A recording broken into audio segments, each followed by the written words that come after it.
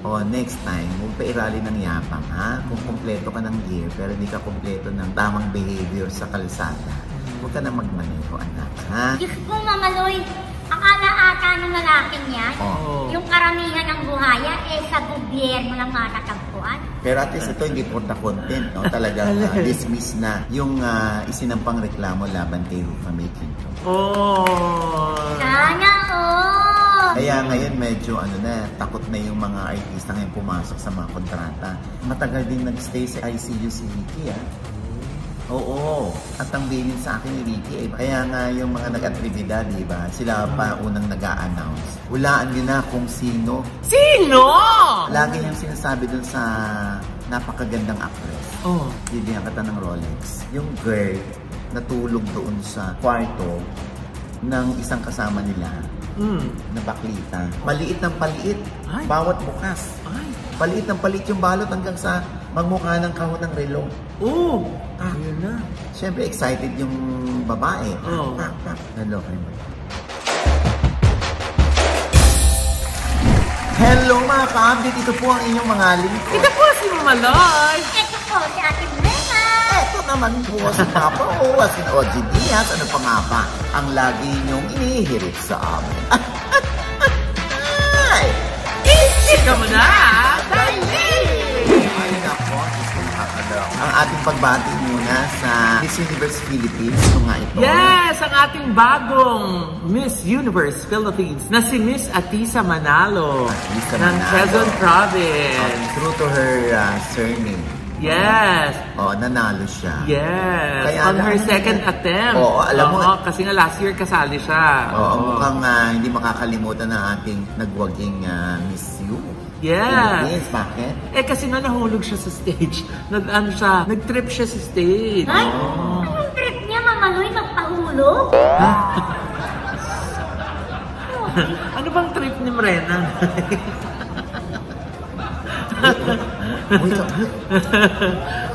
Ano nga yun? Ba't naman yun ang trip niya? Hindi na. Pati wala ikaw. Nung bumababa kasi siya ng hagdan, siguro natapakan niya yung gown niya, kaya tumumba siya sa stage. Pero bumangon siya ulit, di ba? Talaga naman. At doon siya, siguro yung mga judges, tuwing lumalabas na siya, after nun, naalala na siya, di ba? So, baka nag-work din to her advantage. Isa naman talaga sa strong contender ng Miss Universe Philippines, itong si Miss Atisa Manalo. Marami din talagang may favorite sa kanya. Kaya lang parang hindi ito nag-work to her advantage. Yung Yana, nag-motovlog.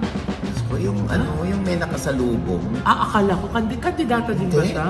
Hindi, ito yung parang ito yung influencer na may nakabanggaan na kitang-kita naman sa sarili niyang video ng kasalanan niya. Nakakaloka, siya pa yung siga, siya pa yung malakas ang loob na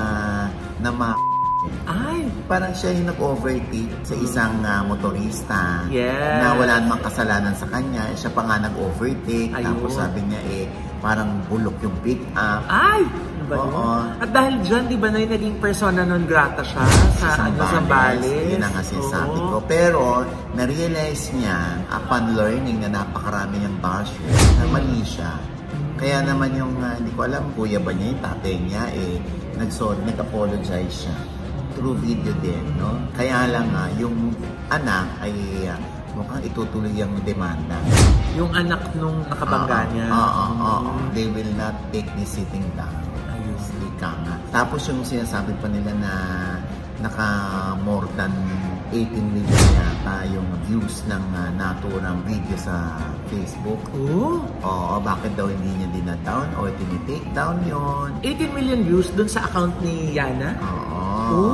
Ba't hindi raw niya tinitake down? Sayang daw, naka 600 na siya. Dollars? Yes, $600 na siya. Sabi niya pa, uto-uto yung mga bashers.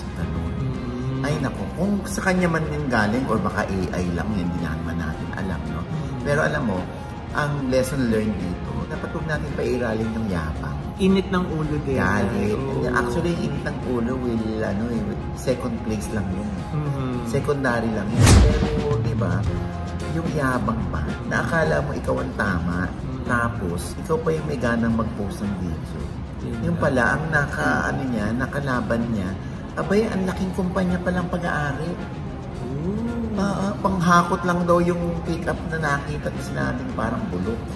Next time, huwag pa irali ng yapang, ha? Kung kompleto ka ng gear, pero hindi ka kompleto ng tamang behavior sa kalsada, huwag ka na magmaneho, anak, ha? Tsaka may show cause order siya ngayon, ano? Parang pinag-i-explain siya. Diyos ko, nakakalo. Tsaka yung mga gumagawa ng mga for the content, di ba, Nay? Meron din yung pinatawag ng NBI kasi yung nag-post about sa NBI at saka versus PNP. Tapos hindi daw niya alam na mali pala yung pinost niya. Pero ayun nga, napatawag na siya, di ba? Ako yung mga for the content, isip-isip ko. Kaya nga. Baka naman mamali, sabihin nila, for the content lang tayo. Tapos ang usapan. Ayun. Bakit? Ay, yung content... Pumasok ba kami sa hawla ng buhay? Saka yung mga content natin, may resibo. Bakit namasada ba kami sa kalsada? Tapos namakyo kami? Hindi naman Ikaw nga, pinayagan namin ganyan yung suot mo eh. Kahit for the content, Diyos ko. Pero at least ito hindi for the content, Talagang dismiss na yung isinampang reklamo laban kay Famiki. Sana Ay naku, Ay naku. Wala yan, Nena. Mapapanagumpayan natin yan. Yes. Sa barangay levels lang yan. Diba? Anyway, yun na nga, diba? Congratulations, Peach. Nakahinga ka na ng maluwag. Ito pa rin ba na yung may kinalaman dun sa skincare product? Yes. Yan, wala na yun. Diba out on bail siya, pero ngayon? Wala, dismiss na. Katulad ni Neri na. Ganyan din yun kay Rufa May. Kaya ngayon medyo takot na yung mga artista ngayon pumasok sa mga kontrata. Lalo na't may produkto, merong component ng investment. Pag may mga ganon, kailangan nakalatag doon na wala kaming kinalaman kung kumuha man ng investment sa ibang tao o sa mga pribadong individual itong company na nag-sign ako. Kaya isang lesson din yan. Sa mga artista na huwag basta-basta papasok. Dahil karamihan nga ngayon, ang bilis-bilis na maging CEO. Magtayo ka lang ng sarili mong brand, CEO ka na. Ayun nga. Diba? Ang payo ko sa mga artista, matutunan tayo doon sa kaso ni Cardi Cepeda, ni Merna, ni Family Quinto, na kahit sila mismo walang kinalaman na dadamay sila. At saka basahin lagi ang kontrata. Yan ang laging bili ni Nay Oji. Basahin ang nakalaman sa kontrata. Baka binibenta na pati kaluluwa. Yun. Siyempre ating pakikiramay sa mga naulila ni Ricky Davao na pumanaw at the age of 63. At alam naman natin na napakalaki rin ang naging kontribusyon ni Ricky Davao sa industriya. At isa si Ricky Davao talaga sa laging may nakahandang ngiti. Diba? Bilang pagbati niya sa mga tao. Parang hindi marunong sumimangot. Parang hindi marunong magalit. Parang sa pelikula lang siya nagagalit. Sa pelikula lang siya nagagalit. Kung matatandaan natin, Loy, in-announce nga ni Ara Davao na yun nga, May 1, ay namayapa na nga si Davao sa sakit na cancer. At syempre, noon pa ay naikwento na sa atin yan ni Ara na huwag na lang daw isulat o nang sabihin sa publiko kasi parang mas gusto nila na tahimik lang na inaano yung kanilang laban para sa kanilang ama. Pero syempre, matagal din nagstay sa ICU si Ricky. At ang bilin sa akin ni Ricky ay bahala ka na kay Ara. Every time magkikita kami ni Ricky Davao, bahala ka na kay Ara. Dahil si Ara ay alaga ng OGD Productions. Kaya nga yung mga nag-atribida, diba? Sila pa unang nag-a-announce. Yung pamilya. Maling-mali naman po yun. Siyempre, dapat hinihintay po natin yung pamilya na sila yung unang maglabas ng announcement. Iba kasi parang gusto maka-scoop. Alam ko, kami nga, alam na namin na noon pa nasa ICU si Ricky Davao. Pero since nakiusap sila, sino naman tayo, diba? Sabi nga ni Ricky May, anak ni Ricky Davao na miyembro ng LGBTQ. Sabi nga niya, noong May 3, for those that were trusted to visit my dad in the hospital, please do not post photos of him during this time out of respect for his privacy. Thank you. Ibig sabihin, merong inalaw sila na mga artista na bumisita doon kay Davao, kumbaga dumalo sa huling sandali bago mamaalam si Ricky. Kung may mga photos man kayo, huwag nyo nang ilabas. Hindi rin naman nakakatulong at di bali sana kung maibabalik ng post ninyo yung buhay niyo. Diba? Saka maganda na yung ginagawa ng ibang mga artista at mga nasa showbiz. Yung mga throwback pictures, yung mga masasaya si Sir Ricky, diba? Yung mga happy moments. Saka yung mga madalas ang kumanta, sing-alok. Mas magandang yung manatiling alaala sa isip natin kasi nasa hospital bed siya, diba? Na naghihirap. Correct.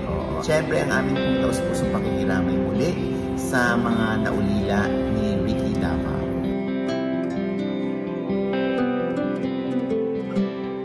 Diyos ko, meron akong blind item pala. Ano? Ito. Hulaan nyo na kung sino. Sino? Meron kasi siyang nakasama sa isang show.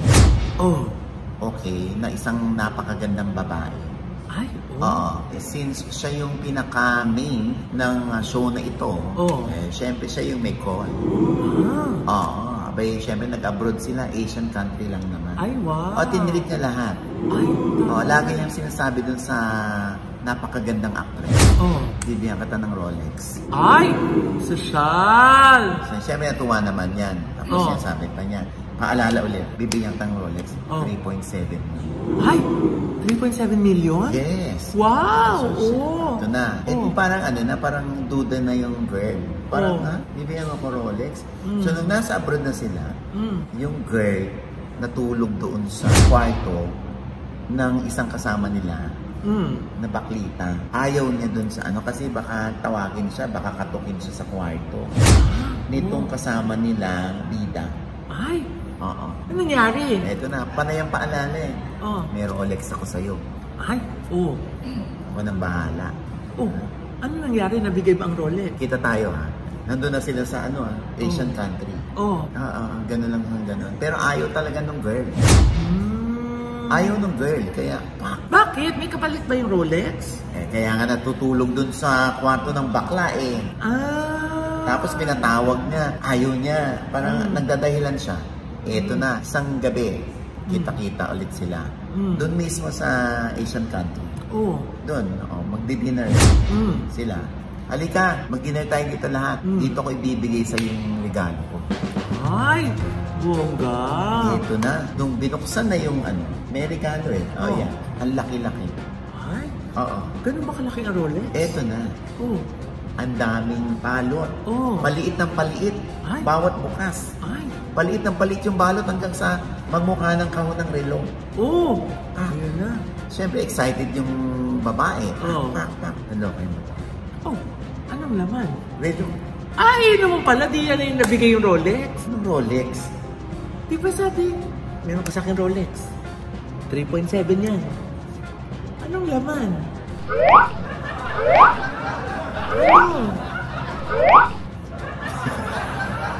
Ano kayong girl? Ang laman, relo.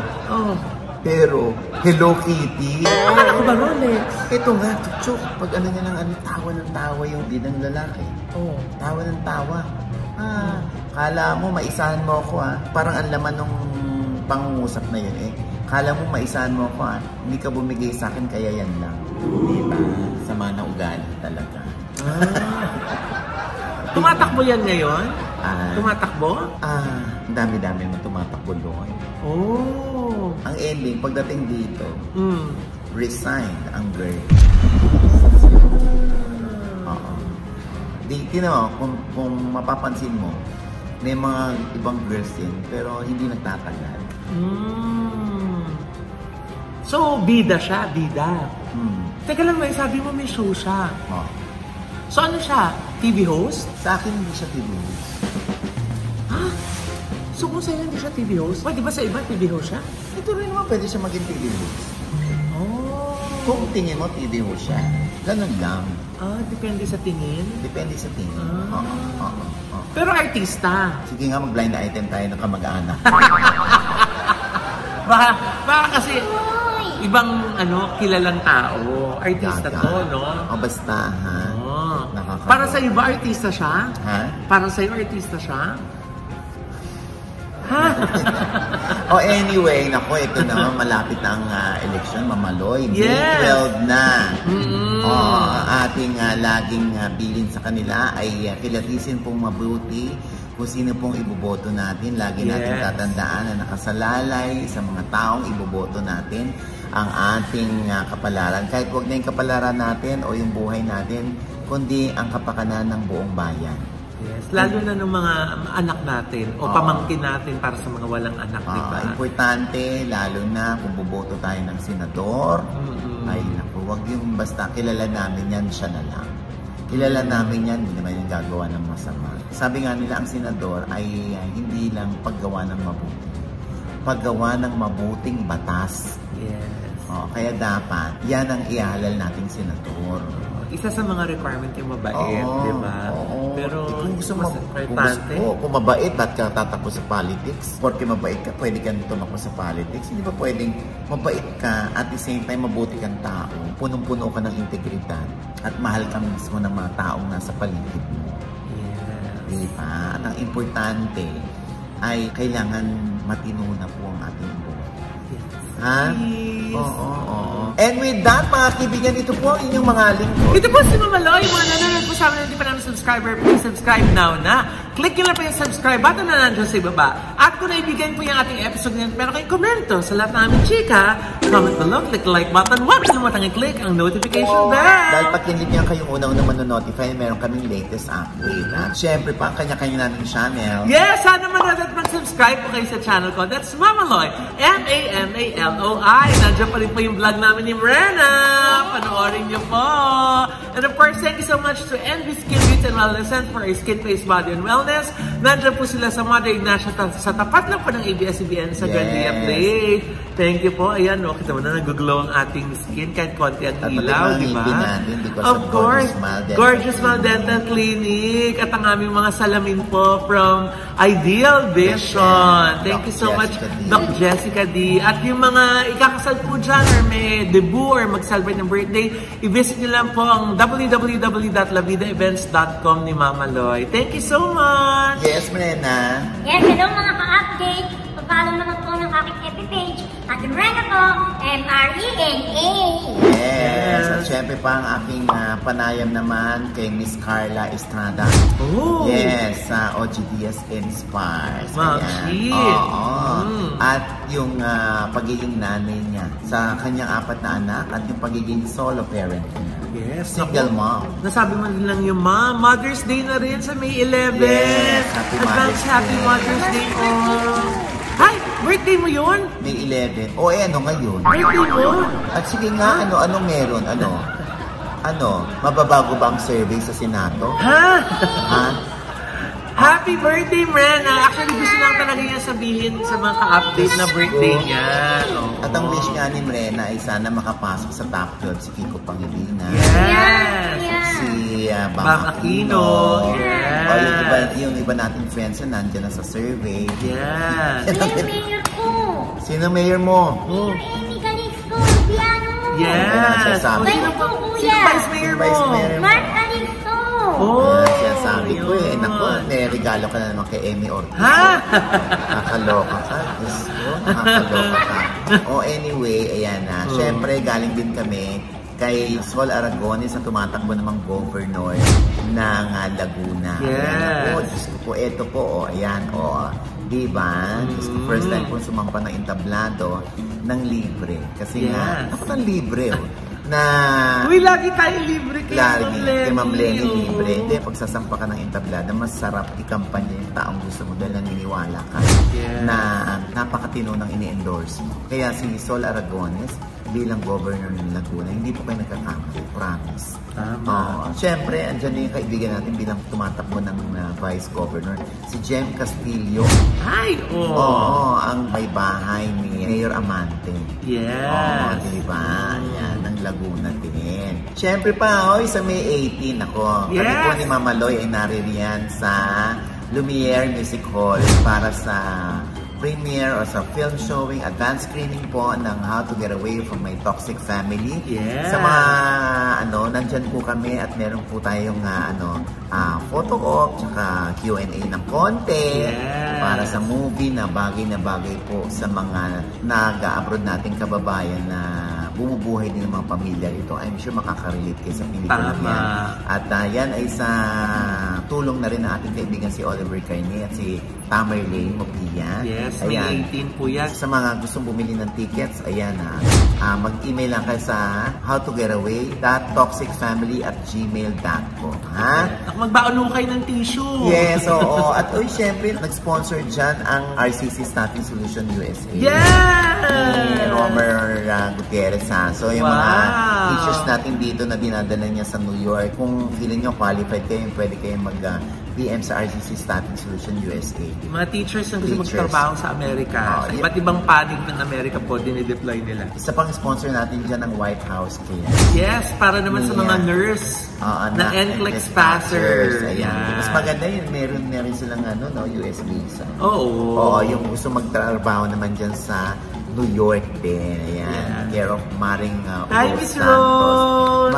Sana magkita tayo ni Miss Rose. Yes, mag-PM na lang kayo dyan sa White House Cares. Okay? Yes. Ayan. At syempre pa, ito pa rin po ang inyong lingkod. Papa o si Coach Diaz sa laging nagsasabi at nagpapaalala sa inyo na sa tuwing gigising po tayo tuwing umaga, huwag na huwag po tayong makakalimot, ha?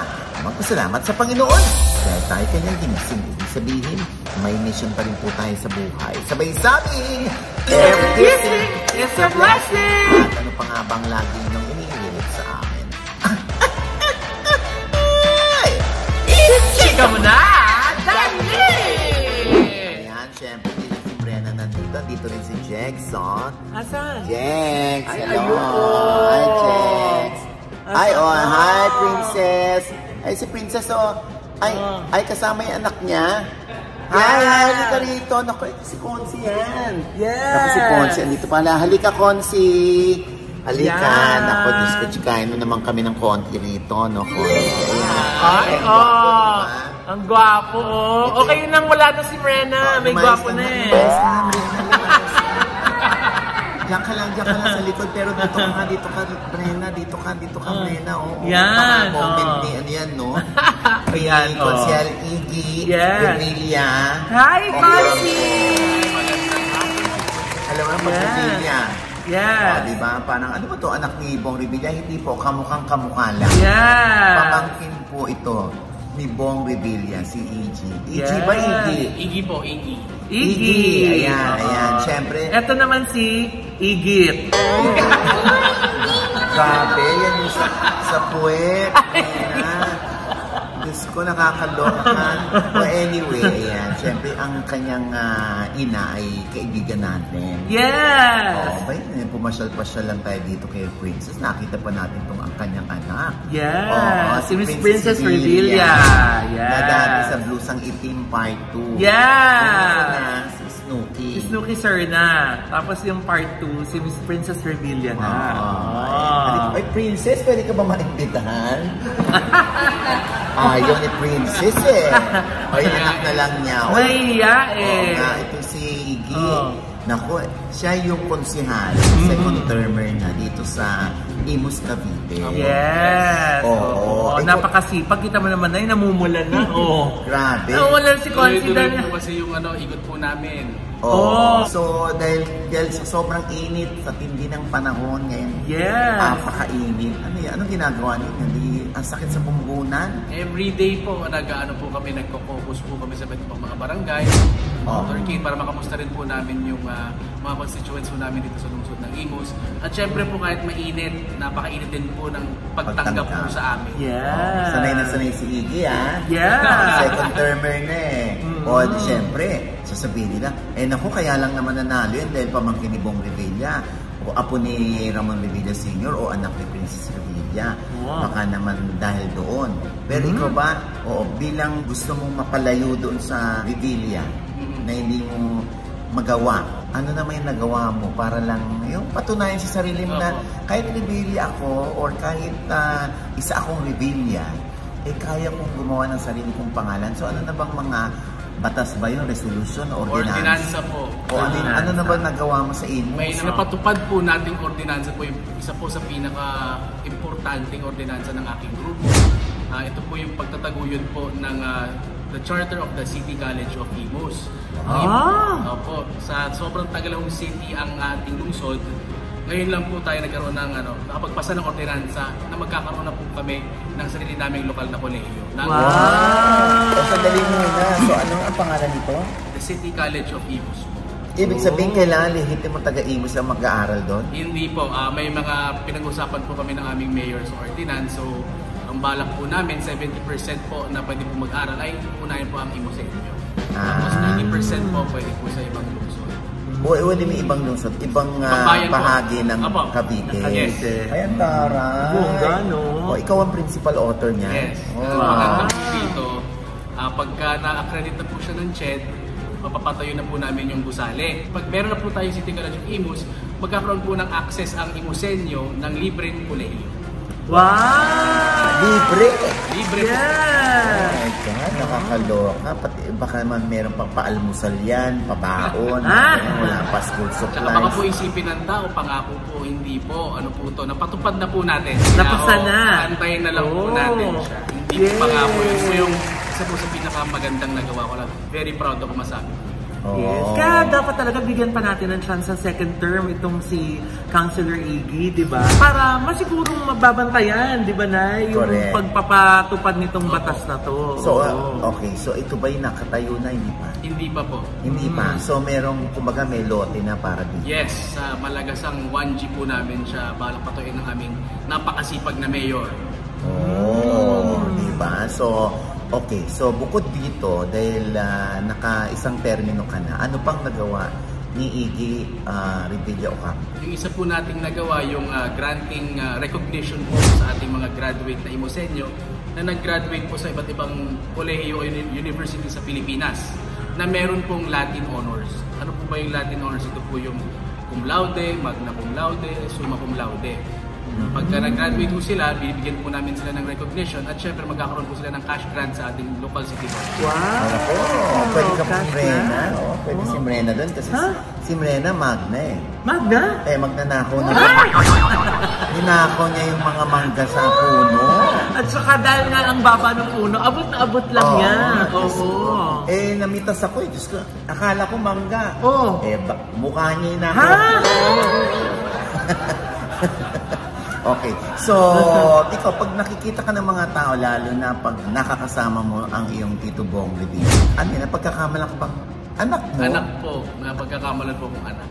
Talaga? Gabi-gabi po pag-focus, pagka pupunta po ako sa venue, makangamay po ako sa venue, anak ka ba rin po? Sabi ko, hindi po. Kamukha ko lang po. Kamukha lalo pag side view, naku. Kawangis na kawangis. Correct. So, dahil sinasabi nila, parang yung Cavite daw, ang dami-dami ng Revilla. Okay, si Senador Bong Revilla, tumatakbo rin senador ngayon. Si Lani Mercado Revilla ay congresswoman. Si Jolo ay congressman sa District 1 ng Cavite. Si Brian naman ay sa Agimat Party List. Tapos si Ram ay Vice Governor. Ang tinatakbo. Opo. Nakakaloka, hindi ba? Lahat na raw ng Revilla nasa politika. Ano masasabi mo? Sa akin naman po yung importante po sa akin, yung servisyo naman po nabababa po namin. Yun po, hindi naman po kami siguro boboto ng tao kung wala pong nagagawa. Kaming individual na kami. Kapasidad po namin na mapagsilbi po sa aming lalawigan. So ano paniniwala mo sa political dynasty na dapat daw binubuwag yun? Para sa akin naman po, hindi naman po natin mapipili kung kayong pamilya po tayo mapapanganak. Sa papabilang. Ako naman po kasi, lumaki na po ako dito. Nakita ko kung paano magsilbi po yung ating mga tiyuhin. Kaya siguro parang nasakop ko na rin po ng bata pa po ako. Parang naging role models ko na rin po kasi sila. Kaya yun po. Since tumatakbo na siya sa second term na, ano naman po yung mga plano nyo kung mabibigyan kayo ng pagkakataon na maupo uli? Dahil na sa top 5 survey. Yes. Sa akin po, mapagpatuloy lang po namin yung pagbabago na nasimulan po ng bagong administrasyon po ng aming mayor, si Mayor Alex Advincula. Mapagpatuloy lang naman po namin yun. At syempre matutukan po yung mga nagawa namin. Lalong-lalo na po para sa akin, very important po yung City College of Imus. Kaya gusto ko po matutukan po yun. At usually ginagawa ko po yearly na mababa po ko sa mga daycare centers ng iba't ibang barangays na mamahagi po tayo ng school supplies. Wow! Parang follow through niya dun sa ano. Ginagawa po namin. Okay. Parang ang focus niya na yun, no? Kabataan. Oo, kasi, parang ang bata-bata pa kasi niya. Ilang taon Mukha na lang ba po si bata.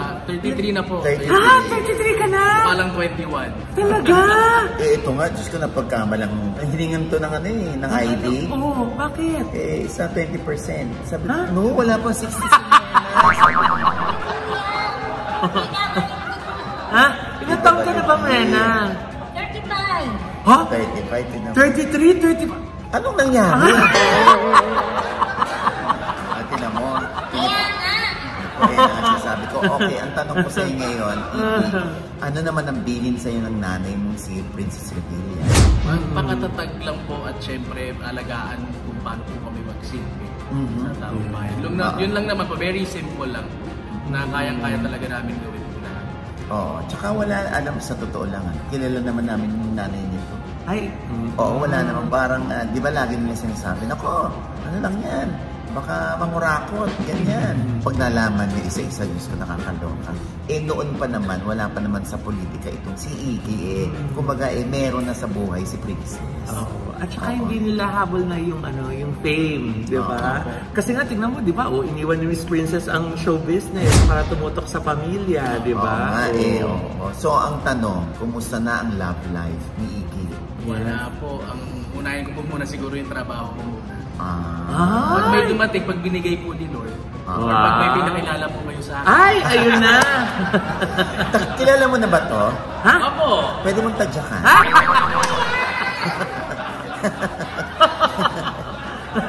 Kala ni Brenda, ako yata. Ako yata yung imirereto ni Kuya. Oo, bakit hanggang ngayon wala pang 33 na si Iggy, pero ang kuya mo na si Anton ay may pamilya na. Kailan naman susunod si Iggy? So pag may dumating po, yun lang naman po yung sa akin. Hindi naman po hinahanap yan. Tama. At saka syempre kung workaholic talaga. Correct. Minsan, bahay, opisina. Ang love life mo talaga, Imus Cavite, no? Syempre, ang iyong mensahe sa iyong mga kababayan sa Imus Cavite, Iggy. Patuloy niyo po sanang suportahan ang buong Team Adya. At syempre, para po sa pagbabago na mapagpatuloy po natin, napakarami na po nating nagawa, lalong-lalo na po under po sa ating Mayor Alex Advincula, Congressman AJ Advincula. Napaliwanag na po natin ang ating lungsod, kaya wag na po tayo aalis sa liwanag. Yes! Ika nga don't fix kung ano yung hindi broken. Yes. Correct. Diba? Correct. At syempre, Iggy, open ang puso mo na makilala ka ng isang napakagandang, maswerteng babae. Open na open. Wow! Nalungkot si Mrena. Ha? Bakit? Baka nga ikaw na yun. Ha? Kakatiri ka naman.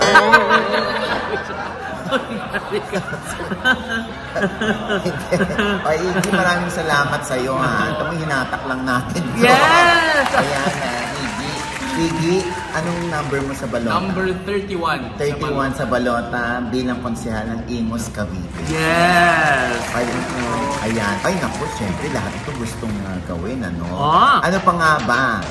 Imus Cavite, number 31 sa balota, konsehal Iggy Revilla Ocampo. Yeah. Ang lagi mong inihirit sa akin. Chika mo na! Nagawa niya. Kasi namula pa siya nalo nung ginawa.